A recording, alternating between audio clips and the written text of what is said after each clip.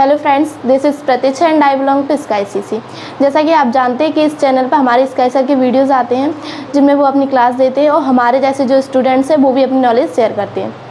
तो आज का जो हमारा टॉपिक है वो है स्थानीय सुशासन, जिसे हम इंग्लिश में कहते हैं लोकल सेल्फ गवर्नमेंट। इसके 2 पार्ट्स होते हैं, पहला शहरी क्षेत्र और दूसरा ग्रामीण क्षेत्र। तो आज हम बात करेंगे ग्रामीण क्षेत्र के बारे में। तो सबसे पहले यह बात करते हैं कि जो स्थानीय सुशासन है हमें उसकी ज़रूरत क्यों पड़ी, जबकि हमारे पास केंद्र सरकार है और राज्य सरकार है। तो जैसे कि एक व्यक्ति है जो छोटे शहर या गांव में रह रहा है, उससे संबंधित जो भी प्रॉब्लम्स है, जैसे कि पानी की समस्या होती है और शिक्षा संबंधी, स्वास्थ्य संबंधी ऐसी प्रॉब्लम्स होती हैं, तो इनके लिए वो केंद्र सरकार और राज्य सरकार के पास नहीं जा सकता। तो अपनी समस्याओं का निदान ग्राम स्तर पर हो सके, इसके लिए स्थानीय सुशासन का गठन किया गया है।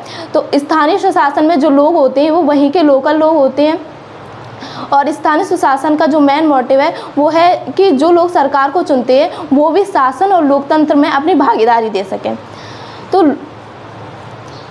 बात करते हैं शहरी क्षेत्र की। स्थानीय सुशासन का यानी कि पंचायती राज व्यवस्था का उद्देश्य जन भागीदारी को सुनिश्चित करना, यानी कि जनता की भागीदारी होना और लोकतांत्रिक विकेंद्रीकरण को बढ़ावा देना। लोकतांत्रिक विकेंद्रीकरण यानी कि जो शक्तियां हैं वो एक स्तर पर ना रहकर अलग अलग स्तर में बांट दी जाए। स्थानीय सुशासन के जो जनक हैं उन्हें लॉर्ड रिपन को कहा जाता है। इनका जो कार्यकाल है वो है 1880 से 84 तक और इसी दौरान 1882 में इन्होंने जिला बोर्ड की स्थापना की। और जो महात्मा गांधी थे उन्होंने ग्राम स्वराज की बात भी कही, यानी कि जो गांव के लोकल लोग हैं उन्हें भी सुविधाएं प्रदान की जाए, उन्हें भी शक्तियां दी जाएं ताकि वे भी देश के विकास में अपना योगदान दे सकें। और इन्होंने एक बात भी कही, यानी कि सच्चा जो लोकतंत्र है वो केंद्र में बैठकर राज्य चलाने वाला नहीं, प्रति व्यक्ति के सहयोग से चलता है। तो संविधान सभा में चर्चा चल रही थी कि पंचायती राज व्यवस्था को अपनाया जाए, संवैधानिक दर्जा दिया जाए या ना। तो जो भीमराव अम्बेडकर थे वो पक्ष में नहीं थी, लेकिन जो महात्मा गांधी के समर्थक थे उन्होंने इस बात का समर्थन किया। राज्य के नीति निर्देशक सिद्धांत अनुच्छेद 40 में यह बात कही है कि राज्य अगर चाहे तो पंचायतों का गठन करे और अगर ना चाहे तो ना करे। इसलिए यह यूँ कहें कि पंचायतों को संवैधानिक दर्जा नहीं है, ये राज्य के ऊपर छोड़ दिया गया।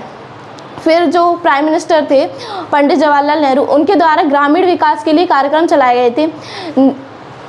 2 अक्टूबर 1952 को समुदाय विकास कार्यक्रम और दूसरा था 2 अक्टूबर 1953 को राष्ट्रीय प्रसार सेवा, लेकिन ये असफल रहे। इसके बाद एक कमेटी बुलाई गई, बलवंत राय मेहता, जो कि 1957 में हुई थी कमेटी। तो इन्होंने भी कहा कि लोकतांत्रिक विकेंद्रीकरण को अपनाने का सुझाव दिया इन्होंने और जन भागीदारी का अभाव बताया। इसका जो असफल होने का कारण था वो था जन भागीदारी का अभाव, यानी कि जिन लोगों के लिए कार्यक्रम चलाया गया था उन्होंने ही इसमें भाग नहीं लिया।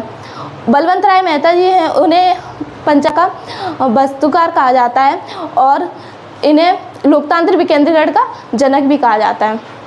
इन्होंने 23 स्तरीय पंचायती राज व्यवस्था का सुझाव दिया ग्रामीण स्तर पर और ग्राम स्तर पर, ब्लॉक स्तर पर और जो है तीसरा है वो है जिला स्तर पर। तो आज का जो हमारा टॉपिक था वो था स्थानीय सुशासन के शहरी क्षेत्र के ऊपर। तो अगले टॉपिक में इसी प्रकार की नई वीडियो के साथ आपके सामने आऊँगी और इसका पार्ट भी पूरा करूँगी।